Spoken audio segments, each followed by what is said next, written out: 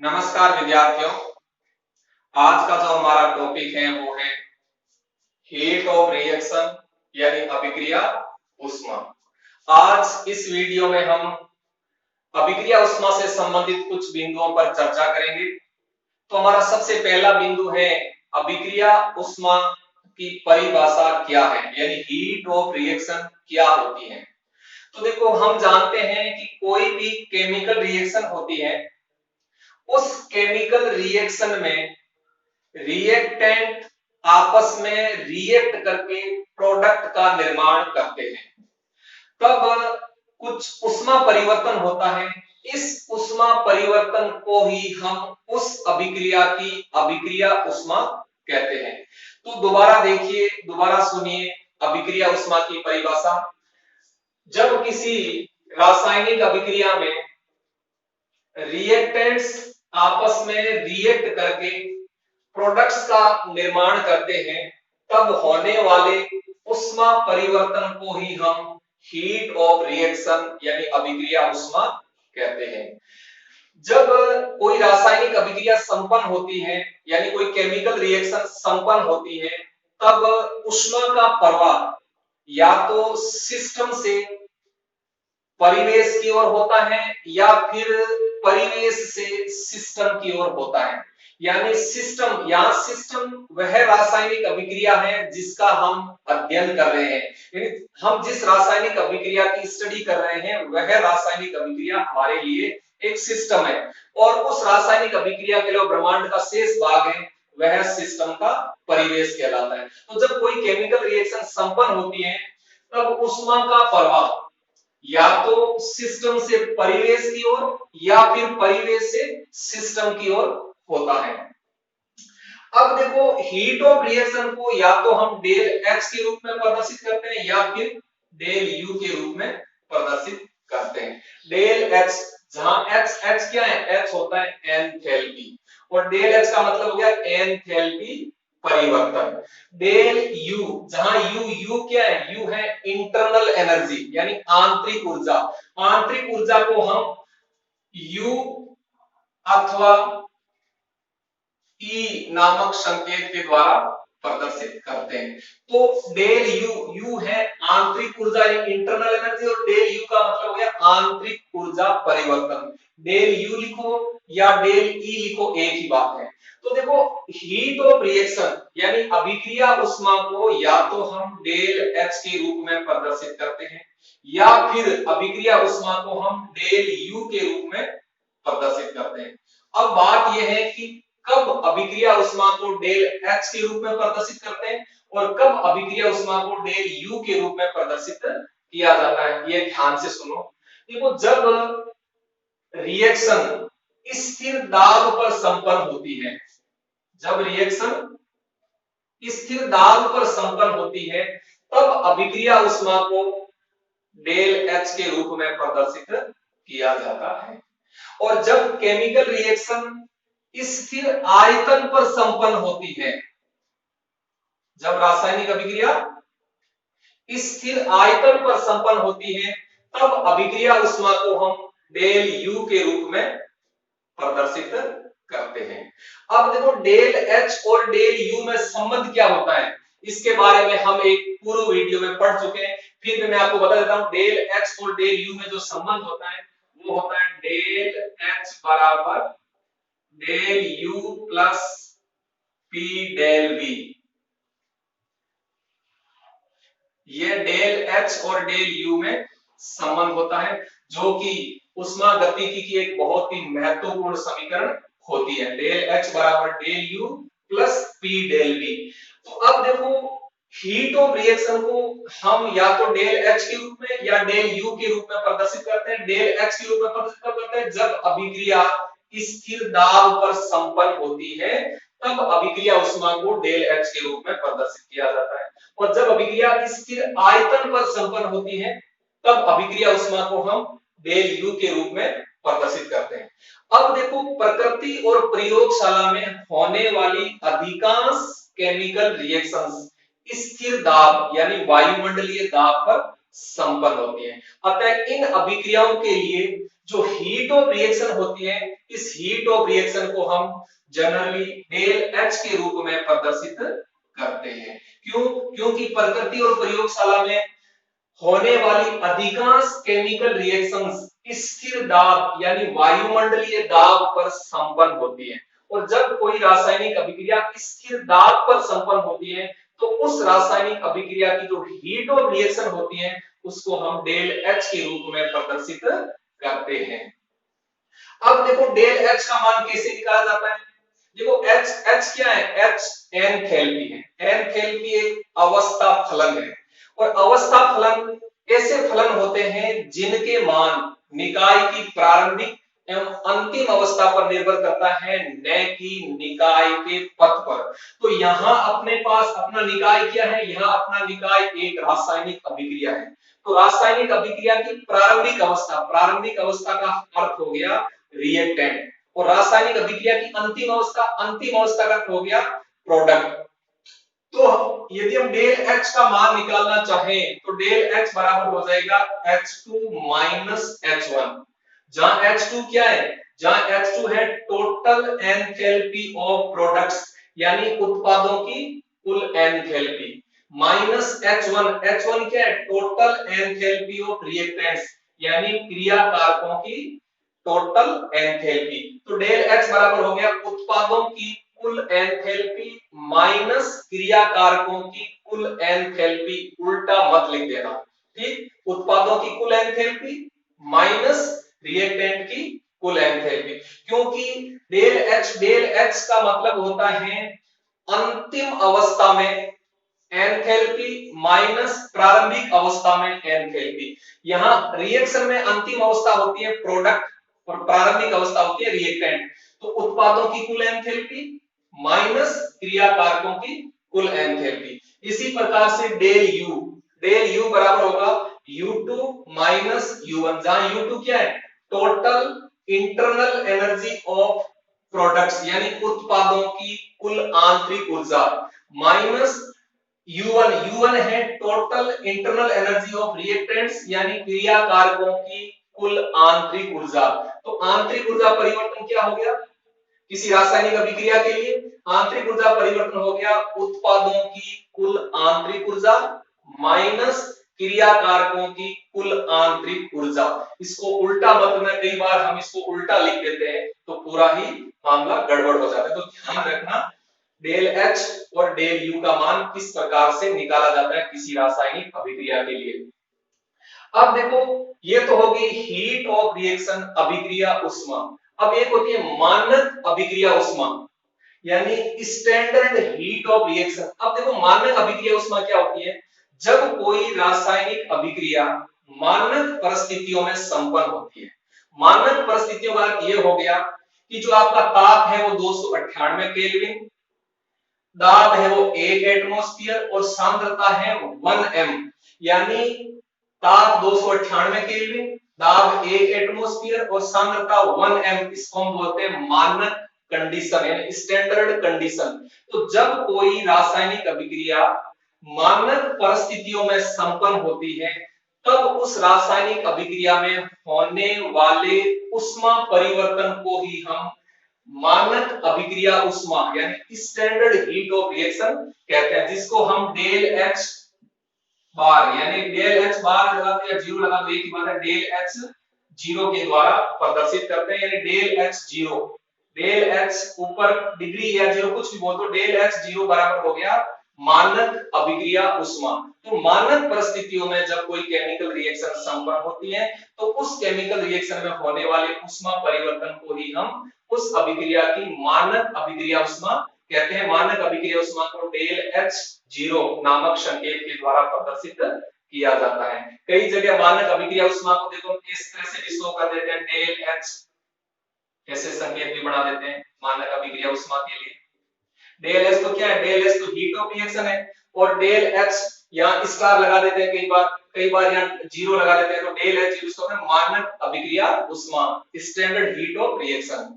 अब देखो heat of reaction के आधार पर जो केमिकल रिएक्शंस होती हैं वह मुख्यतः दो प्रकार की होती हैं। तो देखो दो प्रकार कौन कौन से होते हैं वो देखो।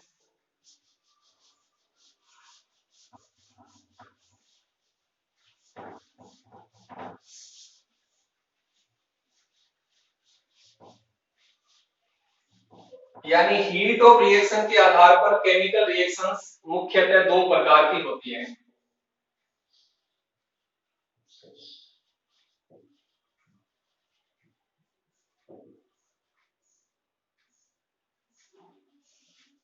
अब एक तो होती है एंडोथर्मिक रिएक्शंस और एक होती है एक्सोथर्मिक रिएक्शंस। यानी हीट ऑफ रिएक्शन के आधार पर केमिकल रिएक्शंस मुख्यतः दो प्रकार की होती हैं। एक होती है एंडोथर्मिक रिएक्शन,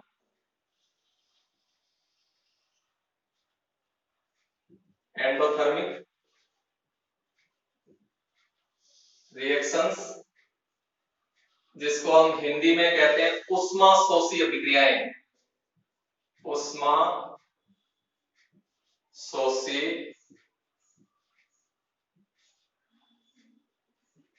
अभिक्रियाएं। और जो दूसरा प्रकार होता है वह होता है एक्सोथर्मिक रिएक्शंस,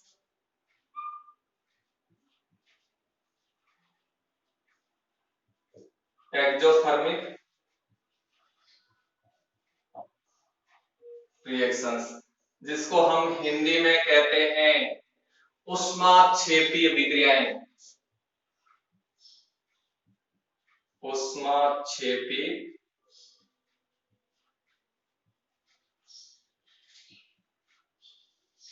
अभिक्रियाएं। अब देखो सबसे पहले हम देखते हैं एंडोथर्मिक रिएक्शंस यानी उष्मा शोषी अभिक्रियाएं क्या होती हैं।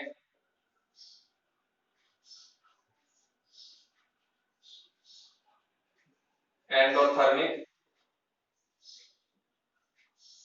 रिएक्शंस, उष्मा शोषी अभिक्रियाएं। तो देखो इन उष्मा शोषी अभिक्रियाओं में क्या होता है, इन उष्मा शोषी अभिक्रियाओं में जो उष्मा का प्रवाह है वह उष्मा का प्रवाह परिवेश से सिस्टम की ओर होता है। यानी उष्मा का जो प्रवाह है, उष्मा का प्रवाह परिवेश से सिस्टम की ओर होता है, परिवेश से system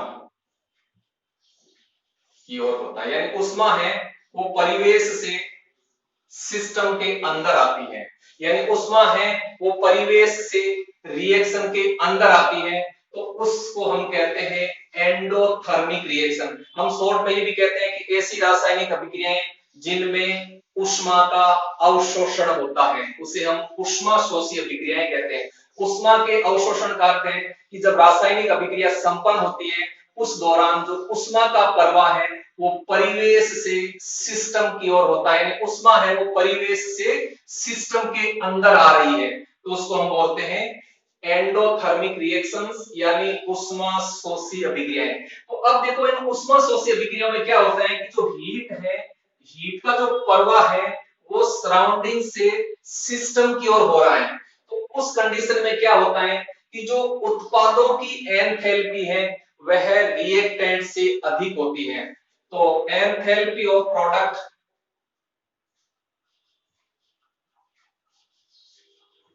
enthalpy of products greater than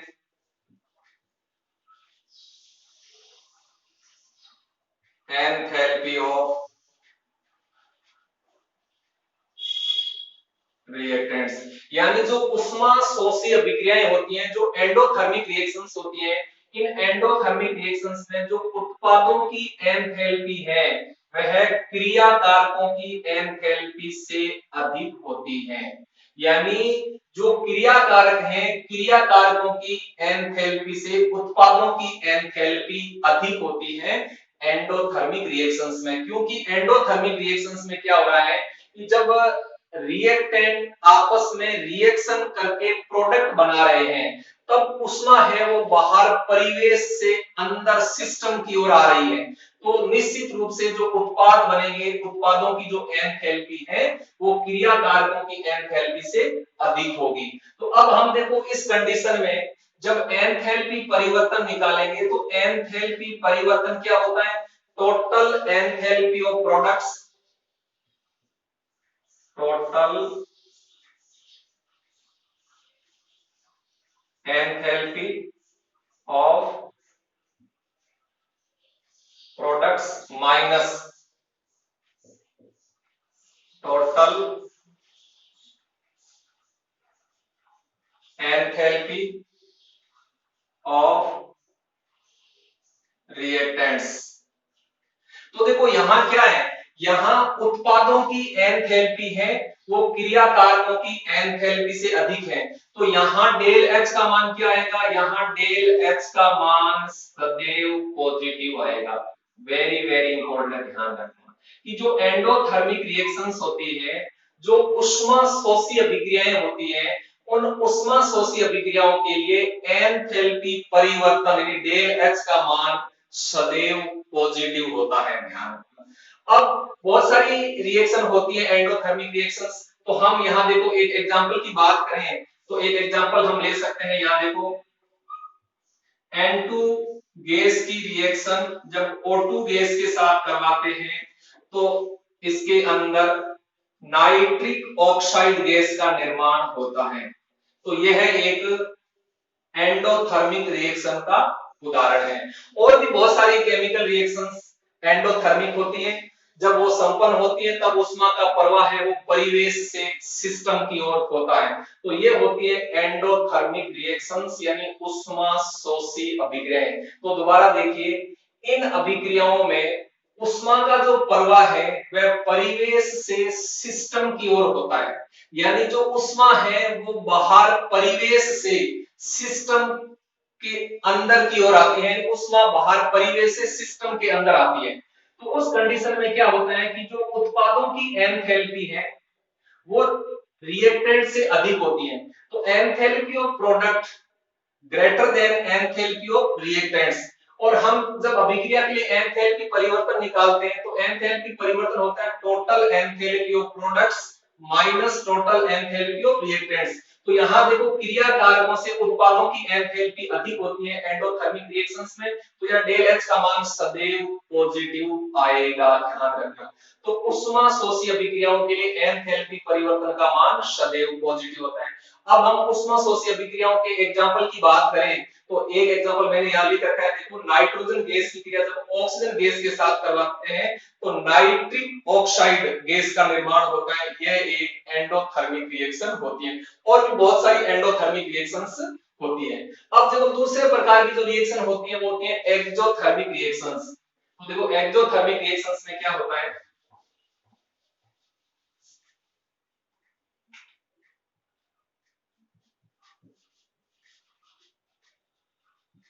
exothermic reactions जिसको हम हिंदी में कहते हैं ऊष्माक्षेपी अभिक्रियाएं। तो देखो एक्सोथर्मिक रिएक्शंस क्या होती हैं कि इन अभिक्रियाओं में हीट का प्रवाह है यानी जो उष्मा का प्रवाह है वह सिस्टम से परिवेश की ओर होता है, उष्मा का प्रवाह सिस्टम से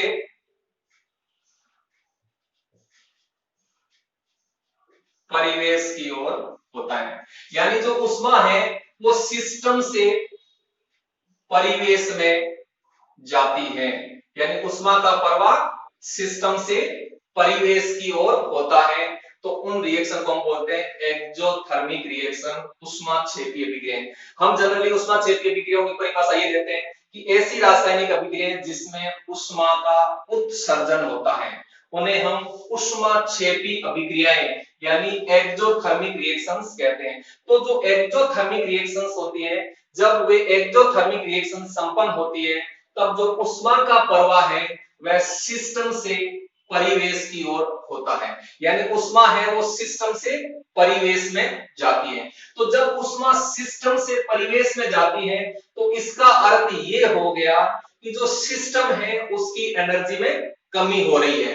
तो देखो जो एक्सोथर्मिक रिएक्शन होती है, एक्सोथर्मिक रिएक्शन के लिए उत्पादों की जो एंथैल्पी है वह क्रिया कारकों से कम होती है।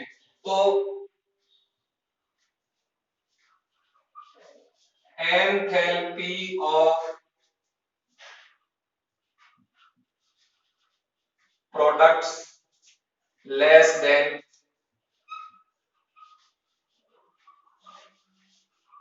एंथैल्पी ऑफ रिएक्टेंट्स, यानी जो ऊष्माक्षेपीय अभिक्रियाएं होती हैं, जो एक्सोथर्मिक रिएक्शंस होती हैं, इन एक्सोथर्मिक रिएक्शंस में उत्पादों की एंथैल्पी है वो क्रिया कारकों की एंथैल्पी से कम होती है, यानी enthalpy of products less than enthalpy of reactants, यानी क्रिया कारकों की एंथैल्पी उत्पादों की एंथैल्पी से अधिक होती है एक्सोथर्मिक रिएक्शंस में। तो अतः एक्सोथर्मिक रिएक्शंस के लिए यदि हम डेल एच का मान निकालें तो डेल एच बराबर क्या होता है, total enthalpy of products minus total enthalpy of reactants, यानी उत्पादों की एंथैल्पी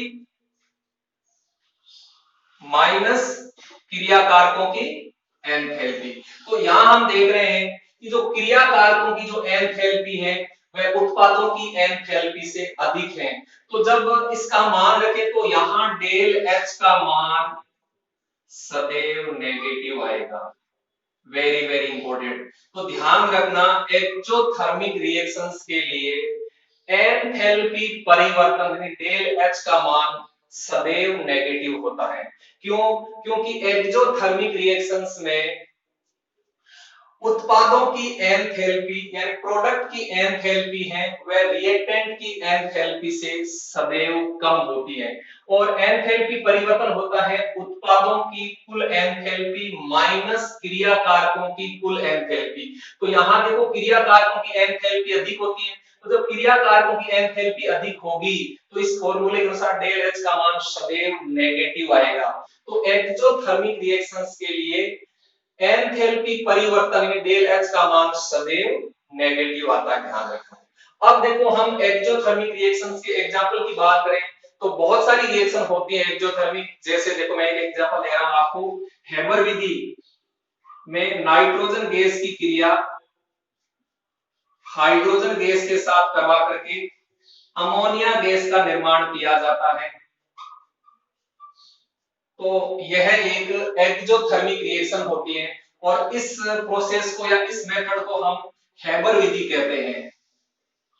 हेबर विधि।